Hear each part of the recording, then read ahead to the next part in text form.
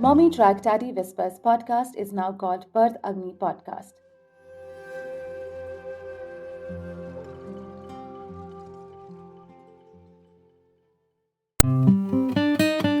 Hi, how are you doing? Hope you're doing okay, acknowledging the fears and the tough times and still realizing the power of hope. We all need it right now, and whenever I'm into those days that I feel down and low, almost clouded with heavy thoughts, I found myself telling me, speaking to me in words that is, everything will be okay. And I repeat that. And instantly in that moment, a load is lifted. And somehow, miraculously, by the end of the day, it still turns out to be okay. Or better, maybe, but probably it was meant to be like that. But this thing has the power.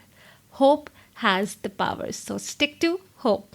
And with me, the last couple of weeks have been tough, like physically, but enriching in a mental sort of way, to the senses, that is.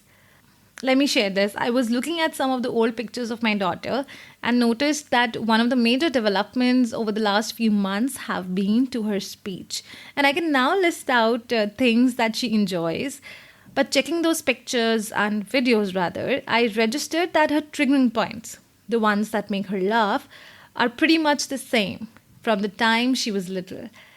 They're only more noticeable now with her improved speech and her ability to explain. I was smitten. I was smitten by the reinforced belief that every child is different. A different individual, a different personality who cannot be compared or expected to enjoy the same things. Children cannot be put into boxes. Yes. And the last week has also been tough on the lines that my daughter refused to sleep in the nights. Like this whole 1 week, she slept at a new late time. So my husband and I were talking and discussing about all the sleep training we tried to imbibe in her from around 7 to 8 months. And so many other things we read online and experimented with and failed miserably. So today I thought I will take you through all those little things we studied on the new teacher called the internet and how some of it helped us build an understanding while some created undue pressure on us as we tried to force ourselves into complying by what seemed to be the right way. So we'll go through all of that, and remember, this is just my experience and not a generic advice. We will start right away, but before an intro. Welcome to Mommytrack Daddy Whispers, a podcast where we discuss women, postpartum, and parenting as a whole without subjecting it to motherhood or fatherhood. We are a bi-weekly podcast where I share my experiences and learnings as a new parent with an intent to align diverse experiences and grow into a community wherein we mutually uplift each other. My name is Divya, and let's go through a process of learning and unlearning, finding the right balance between traditional and modern. I am starting out raw. I have my laptop in front of me and I'm gonna type into Google. Let's see. The first and the foremost, sleep training. Sleep training, when and how. Okay, here are the results. Okay, I'm clicking on this particular website. Okay, here it says, does your baby need to be rocked to sleep by you or wake up in the middle of the night demanding a breast, bottle or cuddle before drifting back to sleep? If your little one is at least 4 months old, it may be time to start sleep training. Oh my God, 4 months, huh? What is wrong with this is that it puts in my mind right now is that sleep training will make my 4-month-old in a span of a few months self-sufficient. Okay, let's move ahead and see what else. Okay, here. By that age, babies can and should be able to fall asleep or fall back to sleep on their own by self-soothing. Oh my God, what a lie. If you are dreading sleep training, know that it's often accomplished faster than many parents imagine. Okay, I'm moving ahead. Okay, there's this headline. How long does sleep training take? After 3 to 4 nights of methods like Ferber or Cry It Out, many babies are sleep trained. Oh my God, 3 to 4 nights. That's small? I think that's a lie. I will not go any further, but that is what I wanted to highlight. This and a lot of similar expert articles that claim and create an impression that, hey, if you're not able to achieve a sleep trained baby by this or that month, it is against the standard and you are a poor parent maybe. That's the kind of image that it creates on the mind. Internet is flooded with things like this. And what we need more of is we need more of honest real life examples with all the fuss around the baby care and it has to be centered around how a child gives you signals because they do. They do when they're ready. What I'm trying to say here is that I rely on signals. Now, at 1.5 years, I've been seeing her not needing me through the night and sleeping on her own.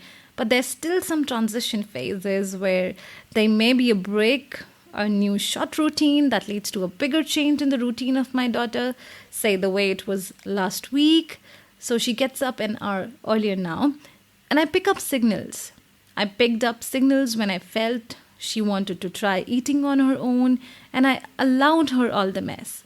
I picked up signals when she was trying to use a spoon to feed herself and allowed her all the mess. I picked up signals when she wanted to drink by the glass and allowed her the mess to learn. And now she can eat by a spoon and drink easily by a glass. Children go through a faster rate of development than most of us, and these are scientifically better called as the growth spurts. These are the times that they can be cranky and needing comfort. And having said that, I agree that routines are needed. I mean, I do not completely go against sleep training. To me, sleep training is a routine. But children take time, and we need to pick those signals as to when they're ready because each child is unique.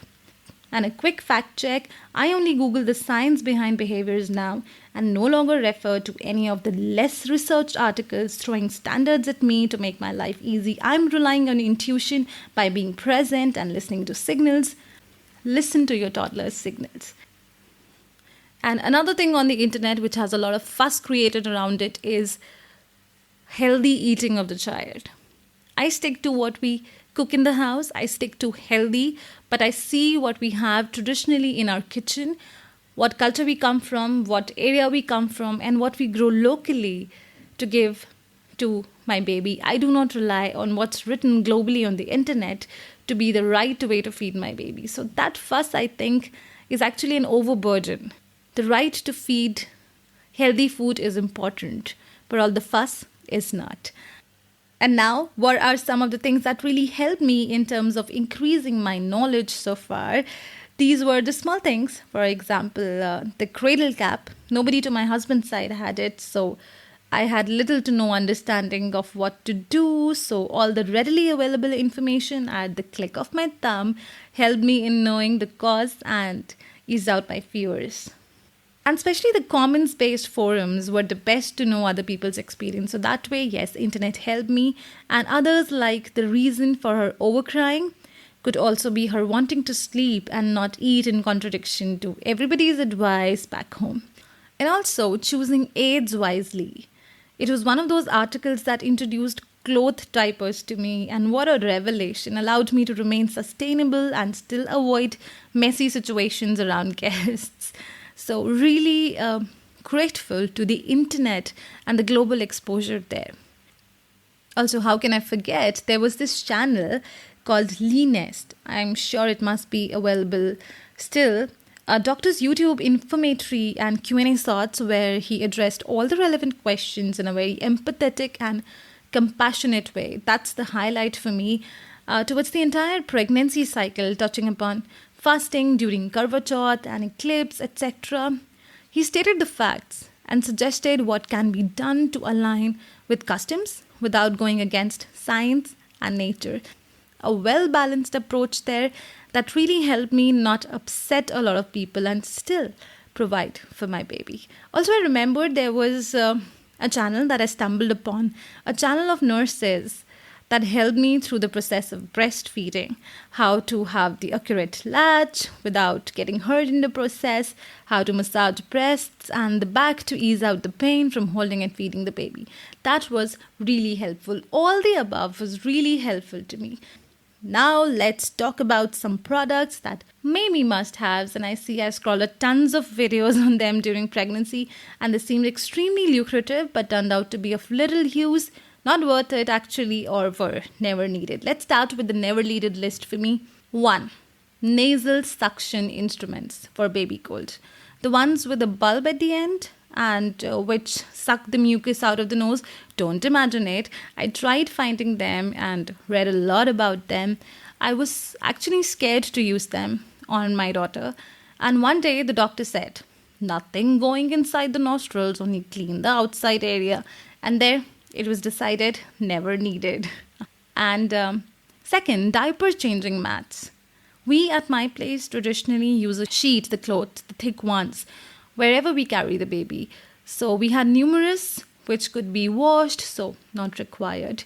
Third, on the list of not required or not needed stuff, third, sippers. She took to the glass earlier on and I was okay with her taking those little steps into learnings. She did it slowly and steadily. Fourth, the saddle cloth or the saddle cloth. She did not respond well to saddling. She refused it and I did not press it much. Plus the normal clothes, the sheets that we have, they were enough for us to try. 5. Lotions and creams. All the skincare routine looks like a fad to me, quite honestly. Not a fan of scented products and did not introduce unnatural elements. 6. Soothers. Did not introduce and do not know why. Okay, now going to the other category, going to the essentials that were in probably every video, and we bought them but did not use enough. First, food and fruit nibblers. It was so difficult to help her with it. The nipple was bigger than her mouth and she got irritated using it, so made the juice and fed her through a bowl and a spoon rather. Second, teethers. Oh my god, I spent tons of time finding the right one. This thing consumed more time than soothing the baby. Also, I think because my daughter got her first teeth at 18 months, this was not needed in her particular case. And also, I think the best alternatives to teethers can be fruits, hard fruits like apples or raw pumpkin. We gave her that and she got the juice out of it. She enjoyed it and it soothed her. And I think teethers can also be avoided provided the amount of cleaning they need every time the child drops it. So, baby shoes. Okay, heavy on the pocket and never stick to the size. They only seemed useful when she started walking at 1. Having a few for a complete fashionable look, however, is okay. I had more than just one. Bathing seat. We were able to manage without it, to be honest. And we were gifted this really good looking one. It was useful, but I started using it around 7 months and did not need it for a very long time. Obviously, good to have, not necessary in my case, because I have family and expertise. On that note, I think my list is over. What more? I cannot recollect any more products, so to say, but I could speak for hours on end on this topic. But keeping this tight and crisp, what has been your moment of awakening during pregnancy or parenting? If there's a story you want to share, please reach out to me through my Instagram handle at @divya.kapoorofficial. You can find my email ID there and connect through that. And now, the fun parenting tip. I want to share a thumb rule to help make wise decisions at trying new things that the pharma or other businesses are, trying to trap us in. So, thumb rule. Pick up the signals they're dropping. And how would you do that? Listen to them each time. Answer with what you understand. Reply. When they are calling you out, they learn to do it too and would not be the babies who out of habit call you 3 times at a go without even hearing you at once. This curve can be flattened. Attend to them and you would know what they need. And where you need to be hard and where you need to be easy, that decision can be made easier. It is about a balance. To me, parenting is about a balance. I do not see a right way to parent and I do not see an easy way. I see it as a process and I see it as situational too. So rely on your intuition and take your decisions and own them. With that, I'm signing off and we'll be back with another episode on the Indian customs, families, and that balance. If you like listening to us, please subscribe, download, and share. Do write to me your feedback. I'm all ears and waiting. Till then, keep finding your own space to be happy. Do what you like. Do not sacrifice all of yourself towards the right way. Create a sense of security and engulf your little ones in the charisma. Happy parenting. Stay safe. Stay tuned.